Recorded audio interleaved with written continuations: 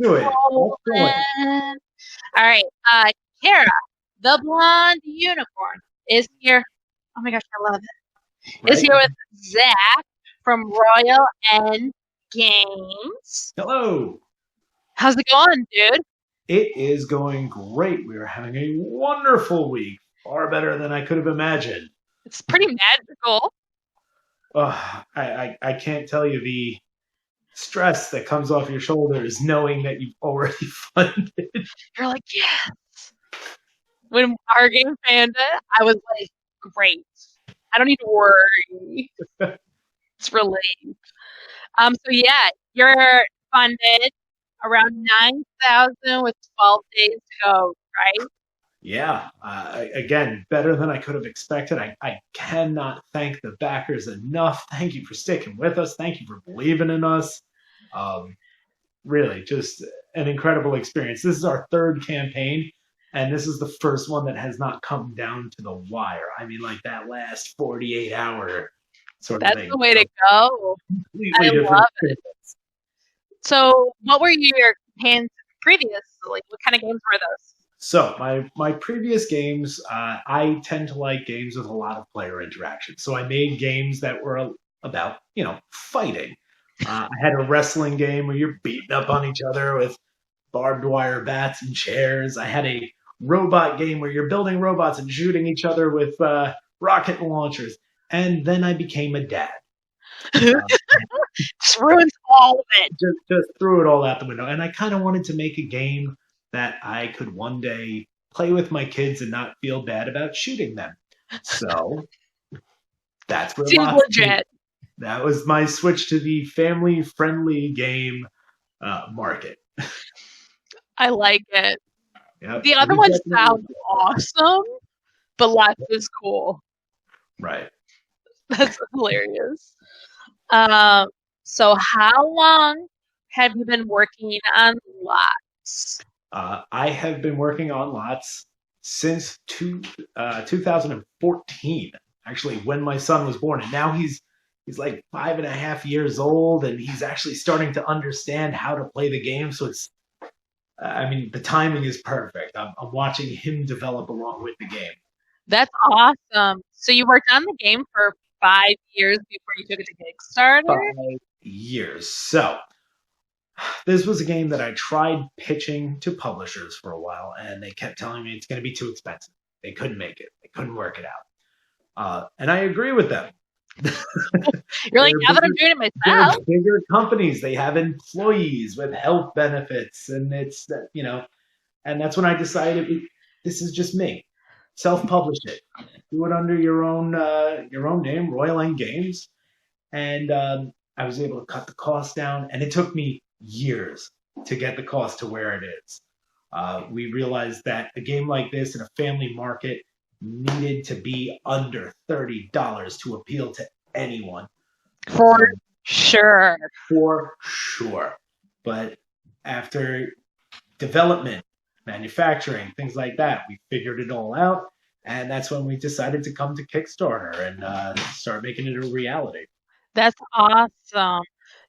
With it trying to make it affordable, did you have to like shrink things down, do some cards, some pieces? What was it? So not so much on the cards and boards and things like that, but the blocks were originally a little bigger, a little chunkier. It would have required a different type of manufacturing. We got it down to a half-inch scale, Nice. which allowed us to do laser cutting, which was a nice, precise cut. And so the pieces fit together nicely, but they are a little smaller than we originally intended. Luckily, because of that, we were able to fit it into a smaller box. That smaller box weighs less, so it ships nicely, and everything worked out really well with the cost, and we didn't forfeit much with the gameplay. The gameplay is still solid, on point, accessible to kids, to adults, and still offers, strategic and thoughtful decisions throughout the game. Yes, definitely. I love it. I had a great time playing with you at Origins, and then we had the copy to play. It was awesome. So I know a lot of You people can be are honest enjoying with me. You can be honest with me. What did you prefer more, the giant version or the regular version? Be honest. Giant. I know. I know. I loved it. I know. Okay, check out my YouTube channel. There's a video of us playing with it, and the pieces are like this big. And I'm You like know, walking I around all these I pieces. absolutely love the giant version. I love running it. It draws a crowd. It The does. I just recently took it to Boston Fig this weekend, and let me tell you, 9.5 hours of bending, lifting, resetting up. I blew out my hamstrings, and I've kind of been limping around for the last 2 days. Gotta like stretch the hammy. You know that those board game injuries, right? It's totally a thing. You go into your doctor. He's like, "What happened?" Well, I was Well, playing. see, I was playing a board game. I can only imagine the face that you would get. Like, that's funny. Um, so you decided to make a dexterity game. Falling over my tongue there. What just kind of got you down that road? I'm sorry, repeat that. Sorry. So you decided to make a dexterity game. What led you to go down that road? So, okay, Lots is a dexterity game, Hmm. but not at its core. For the most part, I like to describe it as the threat of dexterity. You know what I mean? Like I like it. you're not waiting for this tower to fall, No. but it's always this possibility just lingering over your head. The crux of the game is really finding the right place to put the block that you have. Hmm. You're always going to have two blocks, so there's always options. Sometimes it's the same block, so it's less options. But um, it's more about the spatial recognition. It's more about the color coordination and kind of maximizing where you place this to get the most points. It's about holding on to those cards to wait for the right moment when it's just going to absolutely get you a ton of points. Hmm. The dexterity is just that exciting element. Again, lingering above your head like the axe swinging above you. Um, Great analogy. I Yes. think it adds for tension. I think it adds for excitement. But if I'm being honest, for the most part, this tower doesn't fall. You know, Not very if, often, if you're unless playing you're with playing with smaller kids, Brian right? So shaking his hand. yes, it has all the elements of a dexterity game, but I like to describe it more as a three-dimensional spatial recognition. So you kind of went a little in and out there. So you said a 3D what? Three-dimensional spatial recognition puzzle. I like it. It's pretty awesome. Michael had a great idea. He wants an oversized version of Lots. You should do that as a deluxe pledge. Like just go in there, add it to your campaign. I'll get one. Michael will get one.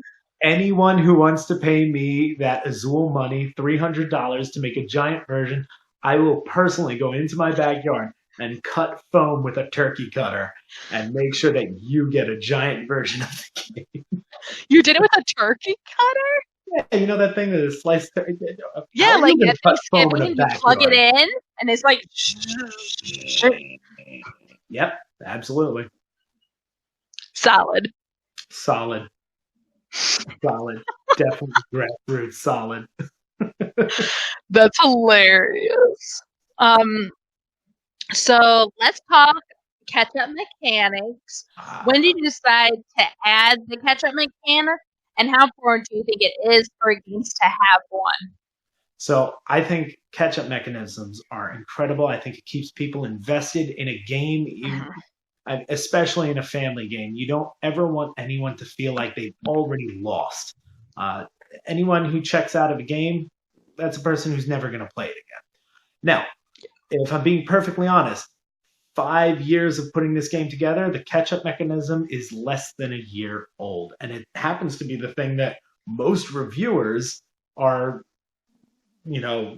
talking about. They're saying, "Oh, this catch-up mechanism, it's brilliant. It works so great. It keeps people invested."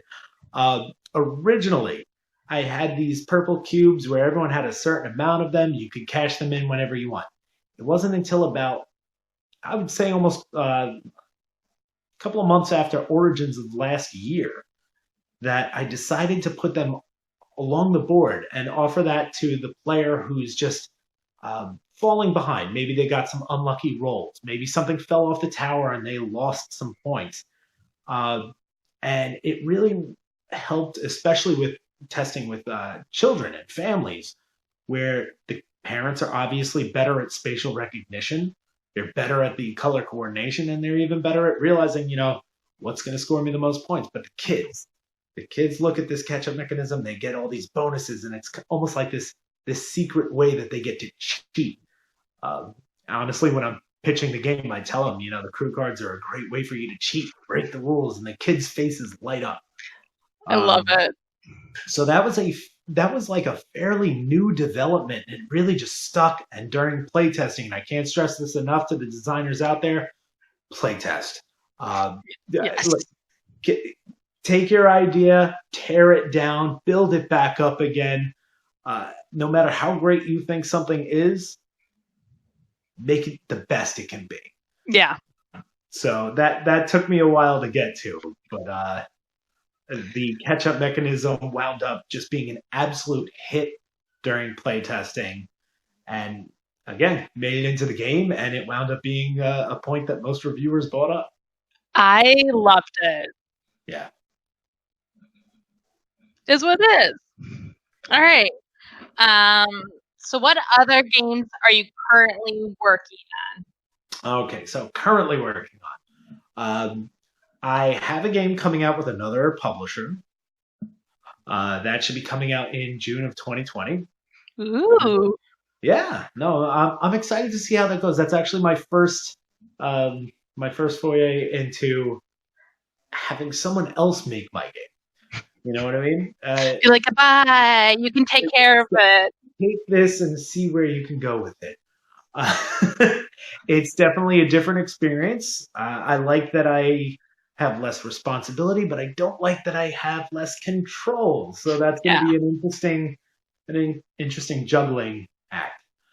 Well, especially having 3 games under your belt when you had complete control, it's going to be hard. Right. They're going to do a great job with it. I'm excited to see where they go with it. I'm part of a design night, which I'm actually at tonight. I took a break from it so that we could do the interview because we got to present the uniform. There you go. And I've a couple other ideas I'm kicking around. You got disc flicking games, things like that. I like games that have you physically manipulate the pieces in front of you, the board, and that physical manipulation affects other people's turns. Very tactical games. I like strategy, but tactics is where my heart lies. That's awesome. Are you allowed to tell us about the game? Well, the disc flicking game is a little far off from development, but I do have a game based on the old Nokia Snake game. Do you remember the flip phone? So I'm working on something like that. That might be coming out next year. We'll see. That sounds awesome. That should be a lot of fun. It's a 2-player asymmetrical game where one player is playing the snake, trying to get to instead of the dot, it's the rat player, and the rat player is using hand management to kind of hide throughout this board. It's an interesting deduction game, not social deduction, straight up deduction game with asymmetrical gameplay. Sounds pretty awesome. I'm in. Sounds cool. Pretty good. So I guess I have 2 funny questions for you. Cool. What is your favorite power tool? My favorite power tool. Okay. My favorite power tool is the electric snake. Like the snake you put down a toilet drain? Yep. There's an electric version? Oh, well, not for the toilet, but yes, electric snake to just clean any drain. It's one of the first tools I learned how to use, and I'm a handyman by trade. I wound up being a plumber for a while, and that's how I made my bread and butter for a long time. So, holds That's a awesome. real place in my heart. What do you do now? Still a handyman. Good for you. Do you want to Yeah. come help us finish our house? I'll be right there. Perfect. It's like what, 15-hour drive? You could do it. That's nothing. No big deal. Let me finish this beer. I'll be right on my way. Perfect. I love it. All right. So if Tim, the Toolman Taylor, could play lots and make a change, what would it be? Make a change. Let me see.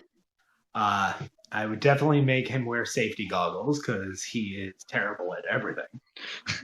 And I imagine him poking an eye out, and not his own eye. Someone else's. Yeah, someone else would get very injured. Because he would be adding more power. Honestly, I never understood why Binford Tools supported that man. No clue. No clue. Bad for business. Or like, why did Jill stay with him? Like, solid questions. These are the real questions we need to ask for our generation. Absolutely. Why? Just all Tim the Toolman. Why? I love it. So any advice you could give on someone that is currently working on a game and how to improve it, go down the line of publishing, anything like that? Well, not so much on the line of publishing, but I will say this, and it's my favorite piece of advice to give to any designer. Any idea you have, no matter how stupid it is or how brilliant you think it is, just get it to the table. Try it out. Writing it down in a book, it's still just a thought. It's still just an idea. Mm-hmm. Make it happen. See how people react to it. Get a sense of the feel that your game gives the players. And only then do you really know if you have something worth making. Whether you self-publish it, whether you pitch it, get it to the table. Make it a reality. I love it. That's some awesome advice. We have a friend that's watching that just created her first game, and Megan, in like the day, got it all out together. We played it, and I'm so happy she's watching this, get to listen to you, and hopefully she'll take something from this and be able to move forward. Megan, absolutely go for it. There are no bad ideas. I'm not even kidding. The last game night I went to, one of my ideas was to draw on my friends. Okay? Just go for it. I hear one of them laughing in the next room. Legitimately. Try it out. See what works. I love it. That's some really good advice. So thank you, Zach, for doing this with me. I really appreciate it. Go on over. I'm sorry, what was that? I said thanks for having me. Oh my gosh, you're so welcome. Go on over to Kickstarter. Check out lots. You got 12 more days to get it. It's really fun. So check that out and support other designers. Absolutely. Awesome. You're welcome. Thank you. And we'll talk to you later. Bye.